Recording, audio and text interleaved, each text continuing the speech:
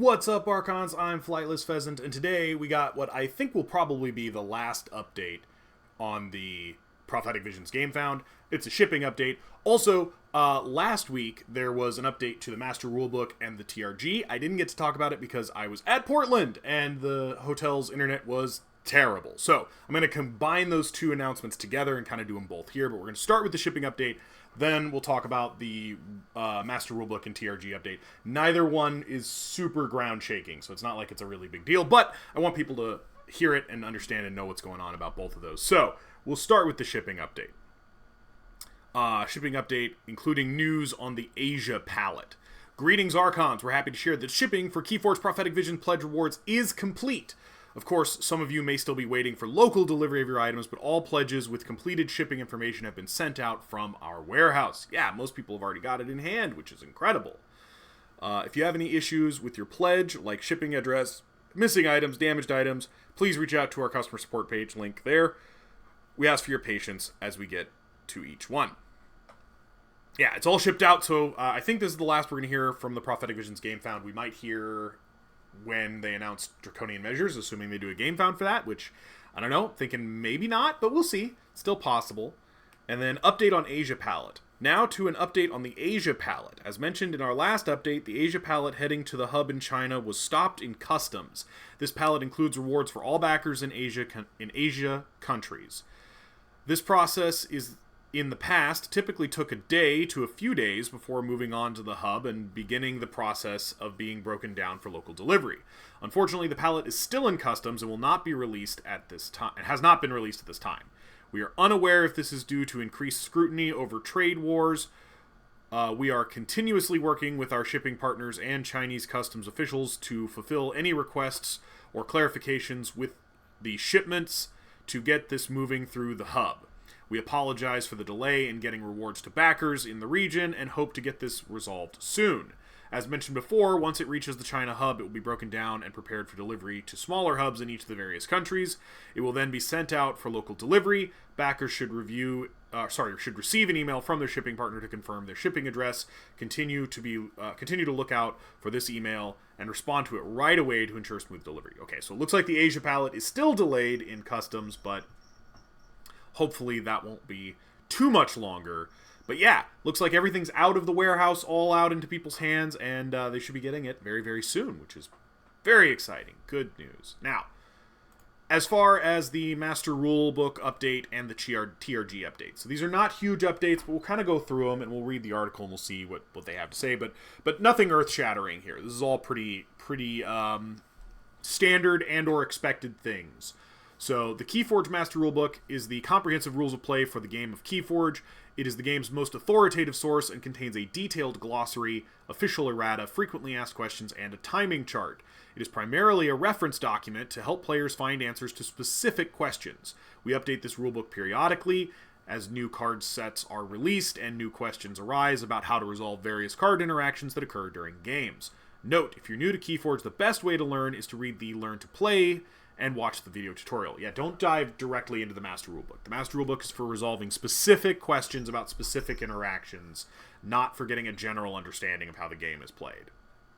This update includes various changes, such as errata for 2 KeyForge Prophetic Visions cards, glossary updates, as well as new FAQ entries. So yeah, both of the erratas are basically just clarification. They don't actually change how the cards work, but they are erratas for Ragatha and Sample 42C. I guess technically Ragatha's does sort of change how it works, but the effect ends up being the same. It's clearer what's going on. Updated FAQ entries for digging up the monster and the first turn rule. This is not a change to the first turn rule, but they did update it to clarify some things that are worth going over, and we will go over them when we go into the Master Rulebook in more detail. New glossary entry to update for first player, fulfill, infinite loops, keys, KeyForge set icons, and prophecy. So some new term updates. We'll look at those as well when we pop over to the updated rules. And then tournament rules and guidelines update. Official KeyForge tournaments are governed by our tournament rules and guidelines, which is receiving a new update. Store championships, vault tours, national championships, and the world championships all use the TRG. The TRG does several things. It describes all of the roles at a KeyForge event, outlines a code of conduct to which all participants must adhere, specifies the materials players must provide to participate in tournaments, provides guidelines for judges and other tournament officials, and defines all of KeyForge tournament formats. The update includes an update to tournament legality, and they've updated the tournament legal sets. As a reminder, updates to the TRG are official 14 days after publication. You can read the update tournament rules and guidelines on the tournament format page here. To see the update of the master rule, follow the link below. We will continue to watch events, listen to feedback of event staff, and monitor the community as we evaluate possible future changes. So, we'll start with the rulebook update, because that's more interesting. The tournament rules and guidelines, I'm pretty sure the only thing they changed is they made Prophetic Visions tournament legal, but it'll be 14 days out from when that was announced, and that was announced last Thursday, so it's still a ways off before that becomes legal. But they didn't add Crucible Clash, which I think is kind of interesting. Anyway, we're going to take a look at the Master Rulebook, and last update was June 19th, which I'm pretty sure was that last Thursday, and we're going to go through, it says here what the changes are, but we're going to go through, look at the red text, read it all out, because it's helpful to do these things and make sure that we fully understand everything that's changed, which it's not a lot, but it's a few things.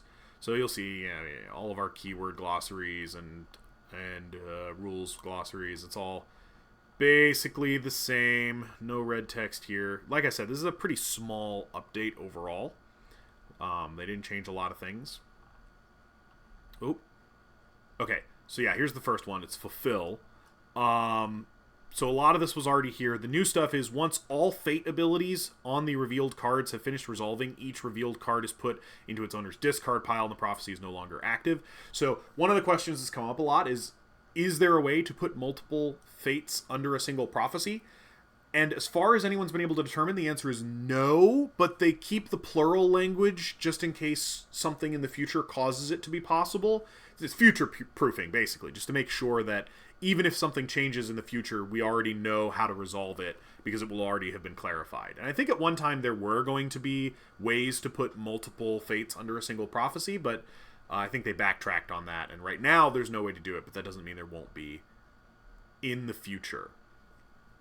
Set icons have been updated. There's Menagerie, Vaultmaster 25, Crucible Clash. So those are all in there now. Keys. If an effect, this is the new bit for keys, if an effect introduces additional keys to the game, any additional keys are colorless and can only be forged after all other keys have been forged. So that's introduced for Crucible Clash, because there's a Crucible Clash rule that says everybody has to forge a fourth key. Apparently that fourth key is colorless and must be the last key you forge. So, good to know, but that's only relevant if you're playing Crucible Clash with the Archon powers. So if you're playing it in a tournament, that won't come up, because there'll still only be 3. But it might come up again in the future. Alright, so prophecies, they've reworded a lot of this. Most of this isn't brand new, but it's reworded. So we're going to actually go through the whole thing, because there's a lot of red text here, and parsing it out separate is maybe not better than just going through the whole thing. So, prophecy. Prophecy cards are a special card type, which are included with some KeyForge decks. Prophecy cards are double-sided. Each prophecy card can be either active or inactive. All prophecy cards begin the game inactive. Prophecy cards are never shuffled into a deck and cannot be added to a player's hand, archives, discard pile, or purge zones. So they can't be removed to any of the other zones of the game. They exist outside of the game at all times and are either active or inactive. Each turn during a player's play, discard, and use cards phase, that player may choose one of their inactive prophecies and make it active by flipping it to a side of their choice and placing it near the battle line. After making the prophecy card active, that player chooses one card from their hand and places it face down underneath the prophecy they just made active. No more than one card may be placed under a prophecy card this way. So yeah, there again we see that right now there's no way to get multiple cards under a prophecy, but they future-proofed fulfill so that if there is a way somewhere down the line, it'll already be addressed. The active player can only place one prophecy card each turn. Once a prophecy has been made active, it remains active until its condition is fulfilled. Once the condition on a prophecy card has been met, the active player fulfills the prophecy by revealing the face-down card beneath it. Any fate abilities on the revealed card are resolved, then the revealed card is placed into its owner's discard pile, and the prophecy card returns to its owner in an inactive state. prophecy cards and cards under prophecy cards are not considered to be in play. All of that's very important. Basically, TLDR, prophecies are never in play. They're either active or inactive. The card underneath them is resolved by the active player when it resolves, which is almost always going to be on your opponent's turn. In fact, I think it's always on your opponent's turn. They resolve the ability, then it goes to the appropriate player's discard pile. All that's pretty straightforward. Nothing earth-shaking there.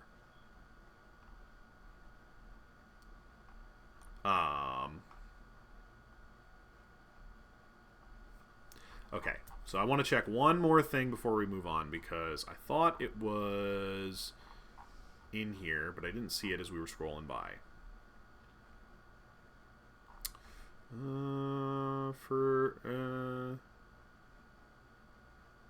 Okay, yep.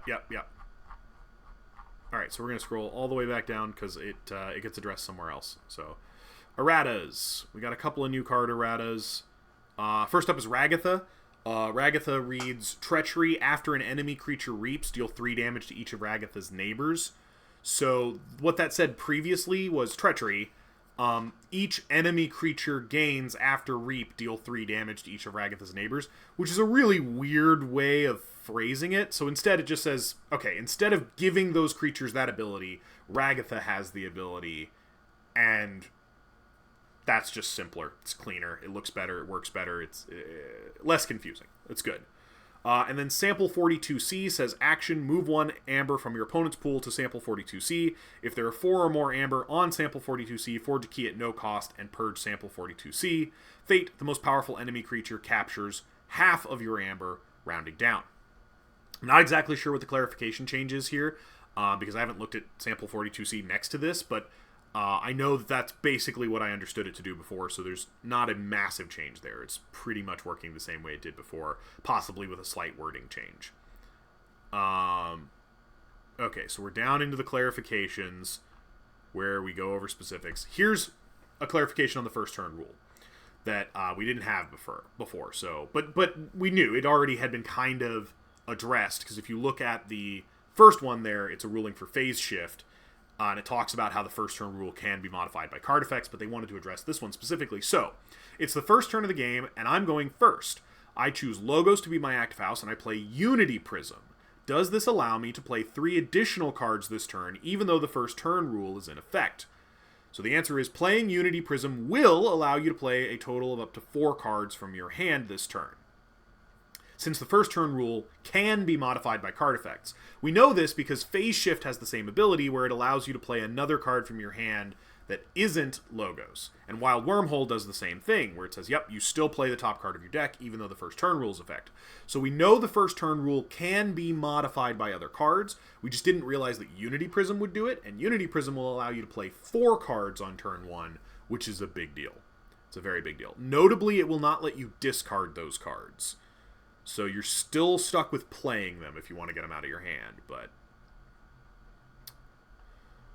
that's a good thing. And I think that's it for the.